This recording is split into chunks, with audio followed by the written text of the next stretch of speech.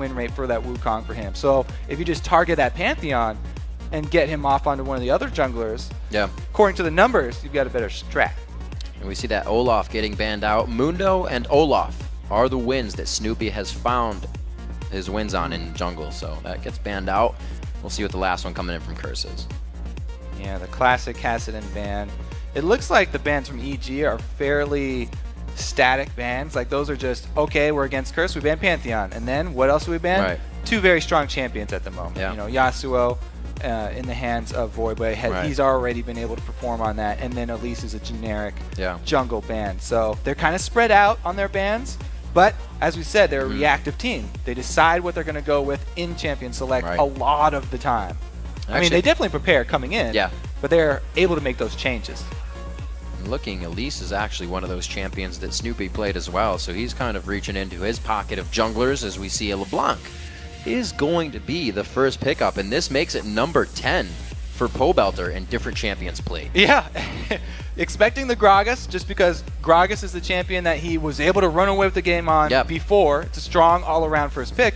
LeBlanc is a champion that many different mid laners have had success in the LCS. Link's return to mid lane. Exactly. That's definitely highly prioritized among all mid laners at this moment. So not really a surprise there, but yet another page in his book, more diversity here from EG. And we do see that St. Vicious goes for a third and different support. Leona this time with Dominate picking up Vi. Back in week 3, he actually had a loss on Vi, so we'll see if he can get a win here. I like this combo because they're both very aggressive players and they're both very aggressive champions. Very long range engages, guaranteed engages from Vi, and then Leona. We kind of just heard it from CLG, that combo, boom. Exactly, and we saw in the last game, when the Leona's on point, like Afromu landing all of his stuns so well, it just makes it look like the team fight, the other team doesn't have a lot of options. That's a good point. A lot of talking coming from Crepo on this one. It seemed pretty definitive there, and they do lock in the Sivir as well as the Shyvana. So I was originally calling these the Sivir builds here, where you have a Sivir comp with all these melee champions, the sort of Zerg comps. To go fast. But I'm changing it. Gotta go fast. I'm gonna from now on call these the Stampede. This is the Stampede comp when you have Sivir like that, and you go with the dragon or Vash for short. I like it. If you know that connection. Yeah. But they saw where Curse were going with this. As soon as you see Vi and Leona, oh my god, we just saw last game, we're having flashbacks. We don't want to give them Sivir. That would be brutal because they have already the strong long-range engage. If we add to that on the hunt, then it's going to be terrible for them late game. They'll just get abolished. So EG, make an audible call right here. Yeah. And then take out going Shyvana as well as Sivir. We'll see if the human typhoon that is EG can complete that Stampede, and we'll see what they can do as they lock in some more picks. Really? Could Quas be taking back the Karthus, or could that be Void Boys? So I'm definitely going to say it's Quas's, just because they keep on running Quas with that, and Void Boy is so into assassins right now. He's infatuated with them. Yeah. They could probably go with another assassin champion, but Quas has had a lot of success on the side lane Karthus. He doesn't really get involved in the game early, except to add the Requiems every once in a while when he wants extra money, but he does a great job of avoiding death. Even though Karthus has that passive, you don't want to use it early. You want to save that for late game. Don't frog it. He's trying to farm up in the side lanes. He does a great job of it, and then he comes and joins the team fights in the mid game with 1 or 2 items, pretty much all that he needs. Yeah. And one of them is going to be a death cap, and he just comes in with so much area of effect magic damage that could work very well against a team that's trying to utilize Sivir, because he can both slow them and damage all of the melees. Got a few, or one more animal in the Stampede at least. All right, there we go. This is definitely going to be dragons and bears. Bear pickup. I like it. I like it. No tigers, but it will be scary. Bear making an appearance here in the NA LCS. You can see 0% there. He's about to get some percentages under his belt after this game. We'll see what Snoopy can do. So Shyvana and Bear, very similar champions in their late game team fighting, because both of them get real tanky, and then they add a lot of mixed damage. You don't really take into account the ultimates from Bear and the slow burn from Shyvana in the late game. Both of them have a lot of very strong, consistent AoE magic damage towards the late game, and they're very beefy tanks, hard to take down. And there it is, the assassin. Looks like we get that mid lane. I can kill you better. No, I can kill you better. Okay, I can kill you better. We'll see if they can do it and actually kill each other. Another interesting point coming into this game. Ezreal for Cop, Sivir for Yellow Pete, both on new 80 carries here in the spring split for themselves, at least coming into this game. Cop definitely is a fan of Ezreal because it's a safe champion, and as we know, he likes to bounce around back there. In this sort of situation, Curse are looking forward. This is an offensive set of champions. They're going to be looking towards the dive, not necessarily trying to peel for the AD carry. So they're going to be wanting Cop on a safe AD carry that can take care of himself, while the Vi and Akali and Leona are diving in with the Karthus, trying to set up zone control in the middle of the team fight, trying to just basically zone out half of the team here. Now, what kind of a lane is a LeBlanc Akali? Is that a lane that gets a lot of help from the junglers, or like last game, they kind of do the side lane? I love Voyboy's description of the Akali lane in this kind of situation. He's like, well, Akali early here before 6 is going to be sort of like a tadpole, and he's got he's going to have to swim around, eat up as many little nutrients as he can before he's able to evolve and turn into a frog. And once he grows up big and strong, then he gets his ulti to start jumping around, and then he's going to be killing people. But before then, he's going to have hard times. He's going to try and soak up minions. Hopefully not get caught in that net. Yeah. We'll see. Well, the champs are locked in and loading. We're going to see who you at home pick to vote and win in. According to LOLesports.com, 57% of you think Curse will be victorious in this matchup. An even vote here. We've got almost 50-50. I like that. This is going to be exciting, I think, because sort of EG have seen the first 2 picks that Curse made and then tried to take away some similar champions. So both of the teams kind of ended up similar strategies in the end. It's just that EG have some very nice pick potential with the Thresh and the LeBlanc, and then Curse have the Vi and the Leona. So it's just a couple different sources here. But, man, this is going to be quite exciting. I think Quas up in the top lane versus Shyvana is going to be a farm-heavy lane until EG make a call for a dive or something like that, because Karthus, he is susceptible to dives in the early game. Not very high defensive stats early. That's pretty much all he has to watch out for. Early invade from Last EG. time they did this, they allowed Yellow Pete to go up. They kind of did the same thing as well. We saw XDG do this. ManCloud was the one to go into the bottom, and then he came up, and they tried to... This is a good route. I mean, they took a lot of precautions, going a long way around, staying in the fog of war, getting around the edge here. And then they do all that work, and Cop is just standing there at the ramp. That's why so many teams have defaulted to the one man at each ramp in the river. We're just going to see what your plans are and back off. What's really going to be the tell here is if EG stay until the 150 mark, if they go for the late invade onto the blue buff. Because that's really the only option left in them. There's no more surprise. They have to wait till Cop backs off and goes to like help with that blue buff. Meanwhile, you know, Vi's starting red, so it won't be a contested blue buff. It'll be just Snoopy trying to steal it away if they go for a late invade. And it's always annoying as a jungler to try and start your first buff fighting the other duo. So they go for the standard one. This means that it is going to be the Leona and Ezreal who get the first level 2 down bottom because they're in the lane already shoving. We'll see if they decide to go strong on that. Cop and Saint Vicious in the bottom lane. Well, actually, no, they aren't. We can see him kind of freezing that lane in the bottom. Voyboy and Polebelter, the LeBlanc versus Akali lane is something we will come back to as Yellow Pete and Crepo finally come to lane. It's only been 1 CS really taken in here. So like you said, they held it. Yeah. You can tell by the way that Curse are standing, positioning himself in this lane. They're going to be very defensive early. Saint Vicious just wants that side bush control. In a Leona Thresh matchup, side bush control is huge. Hooks that come out of Fog of War from one of those bushes, much easier to land than the ones in full vision. And meanwhile, Leona always looking for the opportunity to go in for the Zenith Blade and then stun. Well, Polebelter's beating up that tadpole. He's getting as much as he can. Voyboy hitting 2 after Polebelter, so you can see a little bit of an advantage here, and we know Polebelter for going very early. The last matchup there, that was First Blood, so we'll see if he can do it once again. He has Voyboy under the turret. Voyboy will fare pretty well. Akali does okay there.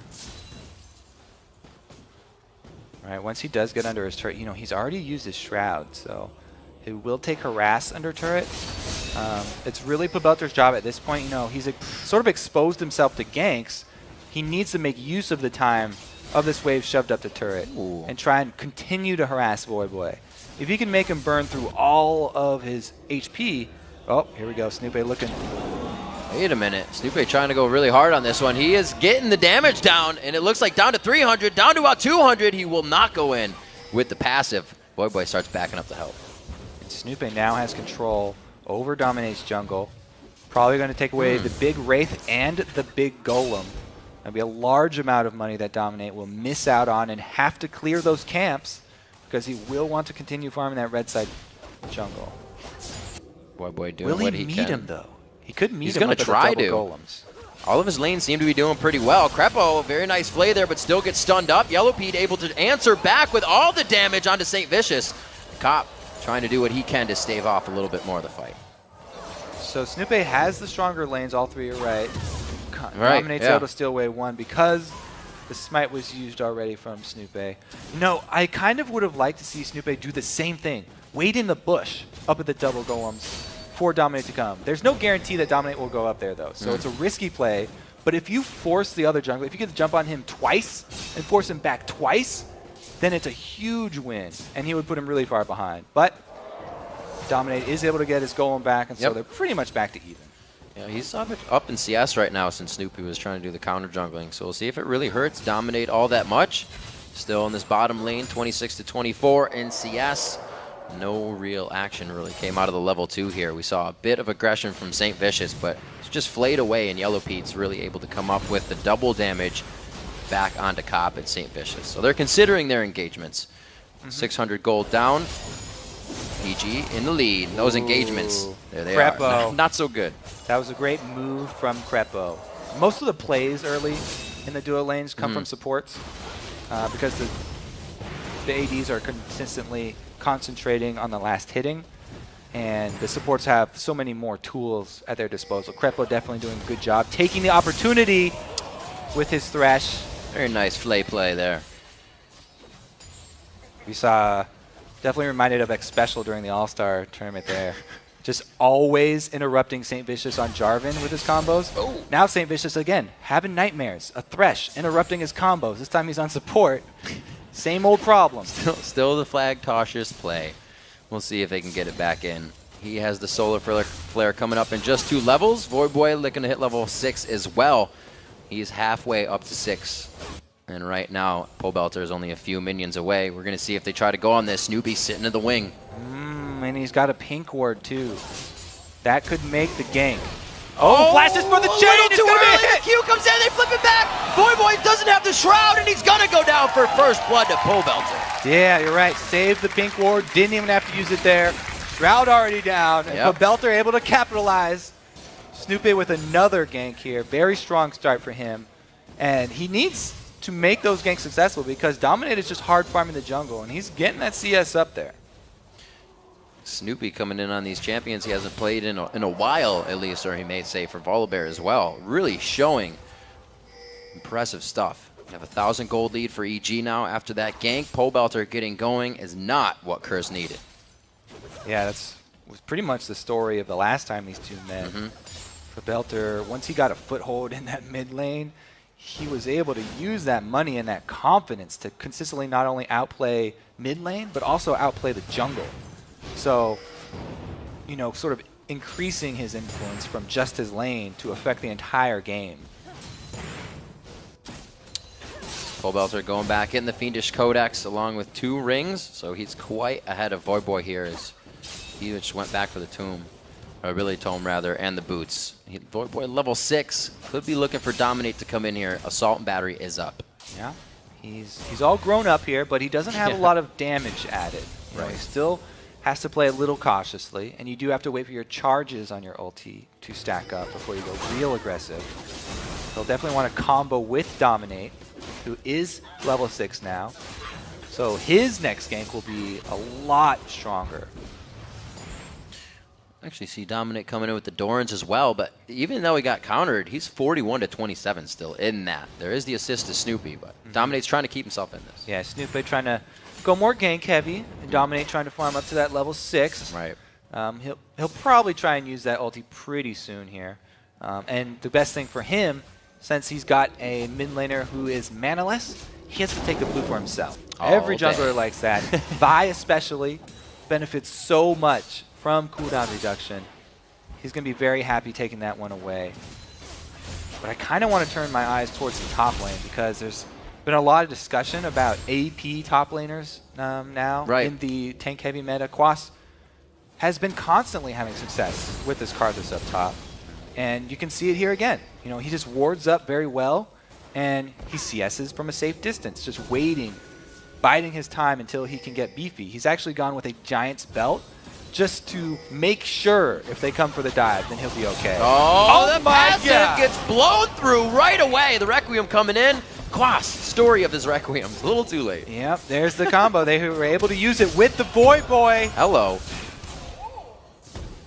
That's that aggression. Yeah, but Belter's just saying, okay, you got a little confident with that kill, but don't try that with me. Uh-oh. Inox getting a little sticky situation here. He should be okay with the burnout. Dragon's Descent to get himself out as well. And Curse is going to use this to get themselves a Dragon. Very nicely played. Going to come up with a kill. The Dragon and the equaling of the gold. So I have to say, Dominate kept his head about him. When the early invade came, he was not flustered. And he just farmed up his jungle, got to the level 6. He played to his champion's power curve. Once he got his Vi power with the ultimate, goes in for the answer. And Void Boy as well, playing to his power curve, waiting for that tadpole to grow up. They capitalize on it. Not only is it just a kill, but also the Dragon really helps them out because they need the experience as well as the gold from that. Dominate, he's been through worse. It's not the blue buff stolen at level 1, so he's faring quite well right now. Void Boy and Belter, both level 8 in the mid lane, and that's looking like what it is around the map as well. Everybody's keeping a pretty consistent level.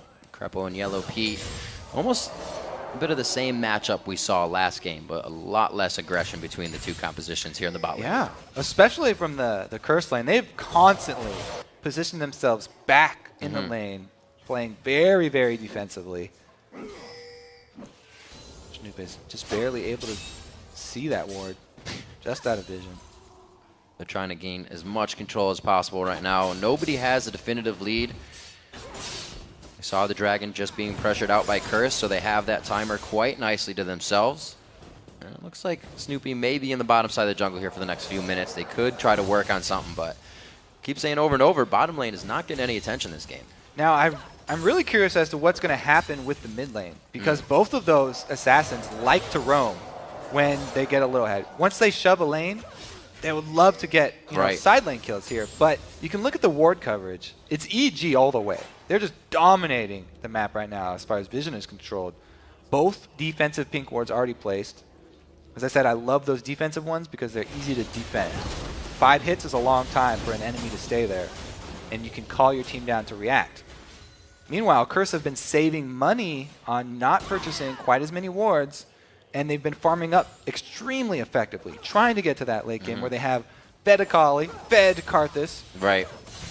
Well, hopefully all of them being fed in that wall of pain from Karthus can stop the stampede we have yet to see here. Yellow Pete and Crepo still staying in the bottom lane. We haven't seen that on the hunt come in for Snoopy.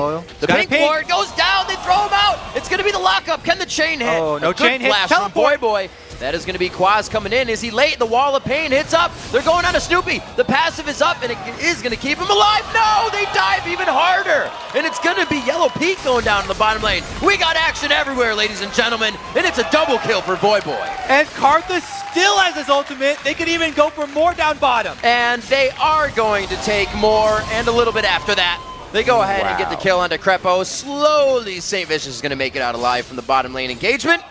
And we see a bit of the top going down. Great turret take there. As we said, Curse playing calm until they're able to turn the switch here. Great teleport down from Karthus. Quas is able to turn that gank around. And again, they're getting Void Boy going here. 2 kills now. Going to have to start worrying about that Akali. There's the full combo that's possible with the Leona Ezreal. Playing far back until they are able to land that successfully. the full burst, and then Kreppel stays around at the turret by himself. Boop. A pretty easy finish there from the 2 versus 1 situation. Now Inox is deep in the jungle. Got a good wall there. We'll have the ability to kite. Looking to get some Skittles down on the feet of Inox, but he backs out. It looks like he's got himself a red buff off of that last engagement, or stealing it away during the replay. Voyboy back to mid lane. Looks like he is not in a safe spot, though. He's got enemies on both sides of him right now. Yeah, you can really tell everyone on Curse is very confident in the scaling of their champions.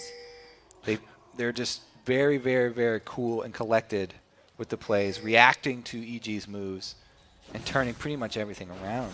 Pobelter definitely into the playmaking today. He home guards right away on those boots. Going to get back to lane, get some kills in his team's favor. He's already got one for himself. We saw that first blood come in with the help of Snoopy, and they've tried a second time, and now they just keep hovering the top side of this jungle. Pobelter is trying to get up there and kill Quas. Yeah, he's actually wasted a lot of time. Pobelter with another roam, ineffective this time. They had the ward coverage, but they haven't been able to capitalize. St. Vicious is constantly going to be looking for those from the bush. And that's why I say, you know, side bush control, very important in that lane. You can see that's why both of them have warded each of the long side lane bushes. Makes it much easier to dodge those skill shot CCs. Oh man, 4-man bottom here. So this is very reminiscent of the Cloud9 game, but Curse are actually waiting for their opportune moment. Inox says he has the upper hand here, and even Death Defy won't kill him, and it's not going to. With the wall being down, he walks out of this easily in the 1v1 versus Quas. Shaping up to be a 4-on-4 down bottom. Voyboy a little bit late, though. Oh, they know the Requiem's not here to fight this. Beautiful job going in, but I think they may have thought this one wrong. A kill going in, it is going to be on to Snoopy. They turn it, no, Cop goes down now, and it is back and forth. Yeah, Voyboy goes down there. The assist comes in with the reset. Going for the third one. A little too hypey on that one. No, they can't get the kill. It's going to be Saint going down as he tries to take up the turret. What a bloodbath down bottom, but meanwhile, all that action, Inox capitalizing on his solo kill, gets half of the inhibitor turret health. Remember, inhibitor turrets do regenerate, though. That's 15 health. Oh, here we go. We're going to watch the replay once again. Dominate goes right through that box and then back in onto Kreppel. In and out. Snoopy are trying to do work on Cop, not able to finish him, but Yellow Pete does. And here goes Voyboy, chaining 2. 1 onto Yellow Pete, second onto Kreppel. Goes back into Pobelter, but that's all of his charges. And he doesn't want to chase any longer. Just kicking people right in the mouth over and over. Brings himself up to 4-1-1 on the game, and that's what you were talking about, Kobe. They were waiting for that time to roam. They were given that chance. Dominate clearing out the ward, but EG are waiting in the side. And they get the hook on the Cop. Nobody's there to capitalize. Even if Kreppel had gone over, he just would have died by himself. All he had was a little bear sitting there. Snoopy can't add much to the 4-man Curse, who are already grouping up for Dragon. Quas is going to be a little bit late. It looks like he wants to cheat and farm that mid lane. So Curse don't really want to commit to the Dragon fight until they absolutely have to. Who do you give the upper hand here in the Dragon fight composition? Curse, because they've got that Karthus, and he has completed Rylai's. If you group up inside that Dragon pit, Quas is going to have a field day. Plus, he has his Requiem available, so that's just so much guaranteed damage on the entire team. But it's actually Curse starting it out, and they engage! Solar Flare, the ult hits 3, but just on the side. A quick kill coming in. Saint actually stays alive right now, but he goes down in the end after Voyboy. Double kill coming in for Snoopy. Very nice on the passive of Volibear, keeping alive just a little bit longer, but it does not look like the fight that Curse wanted They started that a little bit early. Quas was still in the mid lane. Quas had to come and flash into the fight after Voyboy was already dead. He didn't get to add the zoning that they need with this set of champions. Curse starting up that Dragon a little bit overzealous. You can see Quas is farming in the mid lane, and there they go. As soon as it hits, they're able to all go in, and it looks good, but Voyboy commits. They can drop pink wards. They can see him even if he had gotten his Shroud down. And then Quas, you can see after they're already dead, he wants to come commit. He flashes in, but they're only able to answer one. And it's a big win for EG. This is definitely exactly what they wanted to get back in this game. A huge boost of confidence there for EG as they're able to grab the gold lead. And remember, as confident as Curse are with the scaling, EG are the ones with Sivir this time around. So they've got the movement advantage towards the late game. They can actually definitely run away with this one too. As we heard in the CLG interview, she's great for that late game. As soon as you see anyone out of position, they can chase them down. A lot of people have been kind of weaning off that Jinx. We see Sivir even more in EU. We got to remember Smithy's Sivir last week. He went something like 8-1 and 8 on it. She's making a comeback here, and Yellow Pete making it work as well for the team a little bit in these engagements. They got 2 kills for most of the board across. Snoopy, Pobelter, and Yellow Pete. He's real close. Getting what they can. Double hook, 1 chain, 1 hook. St. Vicious doesn't look like he'll live too long in this one, and Pobelter picks himself up a 3rd kill there to meet up with Inox. Yeah, we talked about that pick potential of the Thresh plus LeBlanc, and both of them land their skill shots there, so that's going to be a dead Saint. Something that we saw last game for CLG in the Vi Leona composition was they also had that Sivir to get that lockup down, and that's something they're missing this game. Talisman of Ascension as well for both teams here. Saint's got to upgrade his, but Kreppel's already done. So they've got massive movement speed advantage right now. That plus Sivir is going to be able to the Stampede very easily. The Stampede will start very soon. Quas is the one holding the gate on that Stampede, though. If he can land a good wall of pain, that's true. He can shut the door. Shut it very easily. Pobelter, however, he'll fit through the window real quick. The Deathfire Grasp is finished. He is looking to cancel someone out right away. That could be a Cop, a Quas, or a Void Boy at this point. And Quas's build, like you said, the Ryla's the first time. I think that's the first time he's actually done that. Because usually it's the Rod, and then he builds other. You know, he's definitely tailoring it to what they're facing this time. Trying his best to slow down everyone here from EG. Not only is it going to be the wall, which is hard to land on everybody, it's also going to be the Skittles landing slows for themselves. Meanwhile, you know, he goes to the side lane, he cleans up all the minions, and he returns to base. He's just trying to power up. He's also going for the eventual upgrade right there for the tier. Stack.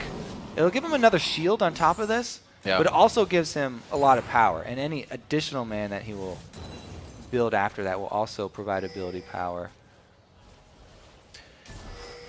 Still waiting for the Dragons. Curse has been able to get a few under their belt coming into this matchup. 11-11 on the scoreboard, and it's 2K in favor of EG right now. They've been finding those kills back into their favor recently.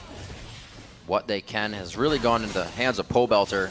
Those quick home guards keep getting him out, keep getting him into the fights that his team is creating. And Snoopy, again, on a new jungler, has been doing a great job. He's been doing a great job. Kawasa is in danger of getting go right here. The turret's about to go down. And LeBlanc is heading, but so is Void Boy, and they're about even distance. So it's like Inox pulling off is the right call. They need to work on their vision control. Both of these teams, like I said, are very similar in what they're trying to accomplish. So the vision wars will be fought in Curse's jungle. And it looks like EG have the upper hand right now. Well, with those turrets going down, it gives EG a better chance to get into that fog of war. It gives Pobelter some places to attack the enemies. It looks like we saw Dominate trying to do just that, but they decide not to engage. The mid turret goes down, and they have more than just mid to deal with right now. Yep, Shyvana split pushing here. Inox has gone Blade of the Ruin King build, so he's got dual potential. He just walks right through that wall of pain and the slows here. Oh, he pulls him in because he knows Pobelter's coming off. They get a good kill onto that one. Their vision lapsed in the blue side jungle, and Pobelter was able to make the quick rotation. That was very easy story there from EG. The wards that they just had timed out. Quas going down means that EG can pressure another turret. They have great wave clear, but it's hard for them to get in range to land the few auto attacks onto the turret. So their siege kind of takes a little while to get done, but they do have great harass under turret because LeBlanc and Sivir can both do a lot of damage without taking turret hits. You know, maybe one turret hit Pobelter might take when he jumps in, but he'll blink right back out. Oh, that siege minion, or the wave in itself, does not stand a chance. Quas is up. Nice solar flare. They go for Inox. That's going to be locking down the Shyvana. Inox still alive right now, but he does go down finally. It's going to be Void Boy going down before that, though. Right to the back line. Explodes St. Vicious. Now on to Cop. Dominate on the other side. Quas comes in, but a little too late. Is he going to be able to defile enough? Going down. Dominate cannot help the team. They waited until Quas revived, but not till he joined the team fight. They were okay with him just adding Requiem damage but that was definitely not going to be enough for them to win the team fight, and now he gets changed. There, they got the Deathfire back up. It's a 1-2 punch, and they come out with the kill. EG feeling so on top right now, goes for everything and a little extra. So Curse, a little antsy there with the engage, I think. They saw EG trying to get away, and they want to capitalize since Quas is up. They all dive onto Inox, one of the tanks. And you can see Yellow Pete and Pobelter, the only damage that they take is from Requiem. Both of those members, the damage dealers from the back, have full reign. Yellow Pete and Pobelter is dealing damage the entire time. Meanwhile, the counter engage from Dominate doesn't turn out well. And then Quas is left by himself. He does fall prey to the skill shot CC, and it's another turret there for EG. But Curse are able to answer back and Dragon and keep the game close. Close indeed. They aren't back more than 5,000 gold right now. They are, however, down 4 turrets right now. That's a lot of potential gold that sits on the map for them. If they can get that in one quick influx, they really may have a chance to swing things and take EG by surprise. But as it stands, EG knows they have the upper hand, and with all the outer turrets fallen, it's hard for Curse to be even in their own jungle. Yeah, I mean, those turrets are standing there. That's basically global gold that Curse want to pick up. But you have to actually kill it to get that gold. And it's very hard for them to get outside of their side of the map.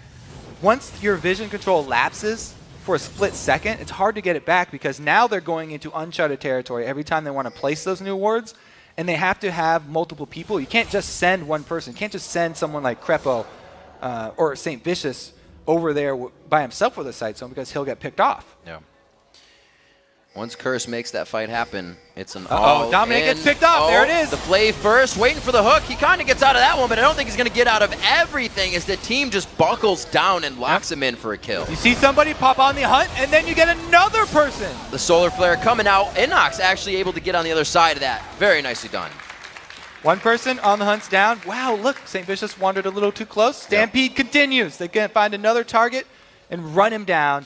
Quas is at the bottom, but he's got teleport. It's a fairly early Baron, but Karthus is a great answer for turning this around. Let's see if Curse actually try and commit. Dangerous, actually, for both teams here.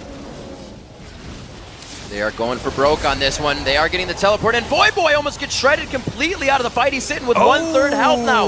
That was not the most ideal spot to coming in, but it is going to be the Requiem. There's one! Can he keep going? Whoa, they focus on it beautifully. Pobelter was waiting for that. Yeah, Azakali jumping in. They're fighting near pink wards already. There's already pink wards set up, so it's very hard for him. Akali really relies on that Shroud after jumping in like that, so it's a great call by EG, jumping in, or blowing him up when he does jump in there. I have to say, EG are doing a really good job capitalizing on their lead. Knowing they could force Curse into this was they drop the pink ward down. You know, he runs out of the Shroud. That's why they drop it down. But once he does go back in here, he's got no Shroud left even to use since it had already timed out. He just gets annihilated. Yeah, he'd already tried to use the Shroud. Drop down, double pink wards. So EG, again, they're probably just going to continue to look for those fights, make use of On the Hunt to catch people out, and run over multiple members of Curse. Yeah, why not? Don't fix it if it's not broken. Continue to proceed with the kills. 20-13. In fact, we got 33 kills here in a 27-minute game so far. 47,500 for EG. They got a nice lead on Curse, and a lot more teams in North America and Europe have been playing like they have the lead. They're not waiting back and saying, do we have it? Can we do this? A lot more sure play coming out of these teams. Yeah, and EG are a team that's been struggling, so it's nice to see them with this confidence to go for those Barons to bait Curse over and to make the starts of the play so they can finish this game strong. They're doing a good job so far, and they've been fairly well coordinated. It's just, will Curse be able to pull it back together? Because, as we said, they gave up vision on that side of the map, and they are not having an easy time getting it back. I'm looking at this. You see 10 assists down the board for most of EG to bring up that kill participation again. He's going in again. Oh, St. Vicious. He just wants to ward. That's all the support wants to do, but he's making himself killed. That, however, was a huge true shot barrage that just nuked out Pobelter in the fight. Yellow Pete's on the backside. EG is very split here, and they're going to be caught chasing. If they tunnel into something bad, Oh, he gets it on the end of the boomerang. Yellow Pete with the blaze. He's on the run. He's got it, and he gets out. Wow, he survives in the end. Great boomerang blade over the shoulder, too, to grab the exit kill. It's EG again, 2 more kills. Rewarded because of their vision, and Saint trying to go face check that bush. This is the second attempt here. Karthus is up again. He's got Requiem again. Will they go contest it? Smite to Second smite. time. I got him!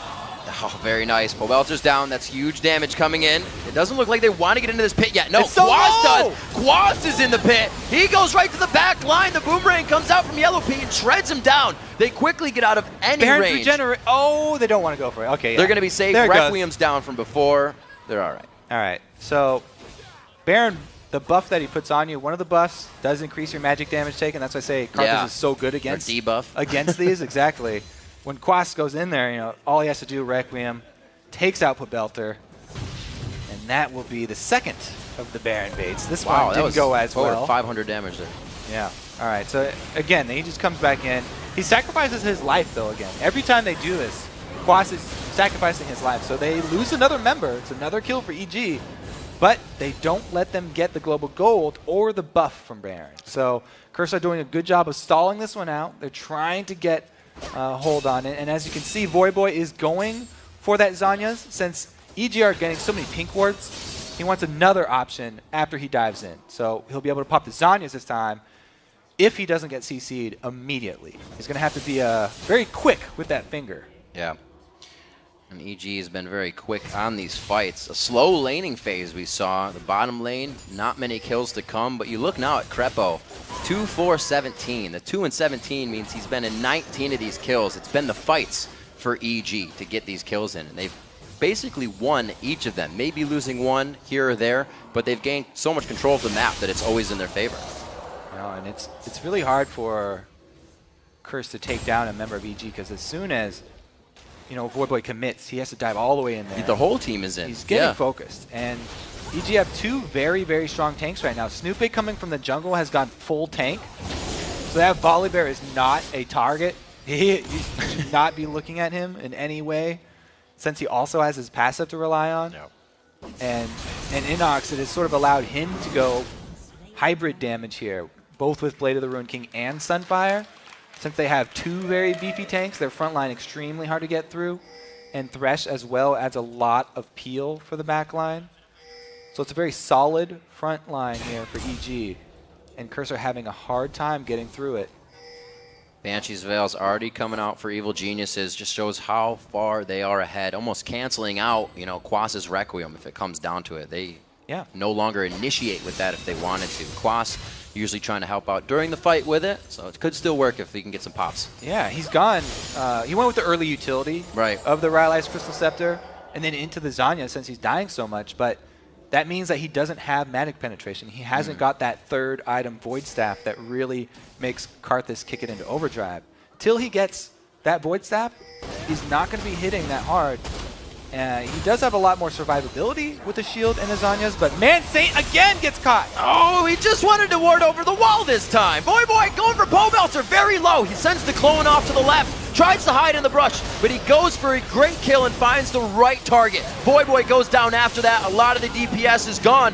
The surrounding. Snoopy now coming in from the side is Inox. How big is he? A 3v2 situation. He dives to Baron. They're going to go ahead and take down Comp. Snoopy and Inox make it out as the tanks. Curse, answer it though. This is 3 for 3. That's much, much better for them. And they're finally able to get a little bit of control in the red side jungle.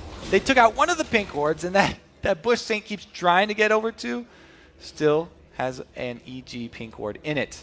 I don't know if those all see each other. There's some weird angles in that bush. You can see all 3 of them right next to each other, but they don't exactly see. So Saint, even though he flashes out, he's going to go down here once it starts. But Curse don't give up on it. Because Voyboy got such a good lead on Pobelter as far as damage trades, they take him out early. And Curse, as we said with those tanks, very heavily focusing on the importance of tanks. They actually only have 2 real damage dealers. If one of them goes down, then they don't have a lot more power left in this fight. So it was a good answer here from Curse. So that's what the fight looks like when everybody's in the middle. Yeah.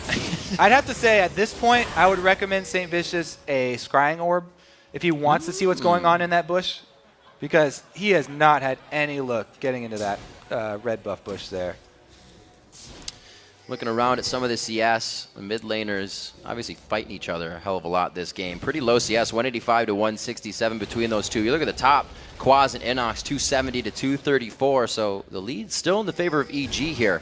But you can see the CS kind of telling a story of how the lane went. We're 33 minutes into this game. It's about a 10,000 gold lead. Well, I'd say 9 exactly right now. 9,000 gold lead means a hell of a lot in a fight, and that's going to be a one quick dead Quaz. Boy is the focus now. The Requiem comes down, like we said. That's a utility Karthus coming through. Double kill for Boy though. Can he get some more resets? No, he goes down. Inox was able to bite him through. Cop goes down, and it's still Inox and Snoopy. They were alive at the end of last fight, and they're alive at the end of this fight. World of Tanks here. We've got tanks on tanks. Dominate trying to run from Snoopy, and he's got another vault breaker. They're galloping along.